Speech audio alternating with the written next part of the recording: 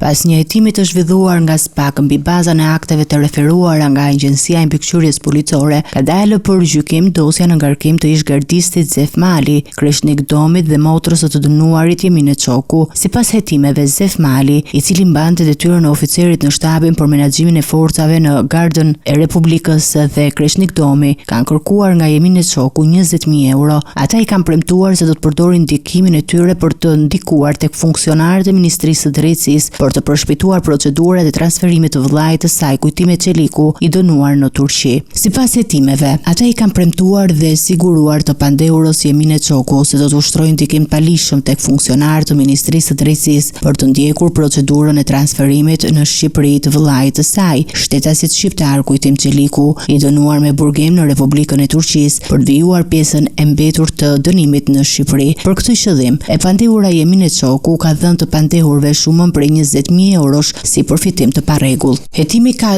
dokumentuar se gjatë periudhës janar-tetor 2025, të pandehurit kanë mbajtur kontakte të vazhdueshme me Jemine Çokun dhe familjarët e saj, duke siguruar se kishin mundësi të ndryhinin tek funksionar për realizimin e transferimit të dënuarit. Procedura zyrtare e Ministrisë së Drejtësisë për ekstradimin e Kujtim Çelikut ishte duke u zhvilluar në të njëjtën kohë, duke konfirmuar përdorimin e ndikimit palishëm nga ana e pandehurve. SPAK i ka kaluar të 3 në gjykim duke akuzuar për ushtrim të ndikimit palishëm ndaj personave që ushtrojnë funksione publike.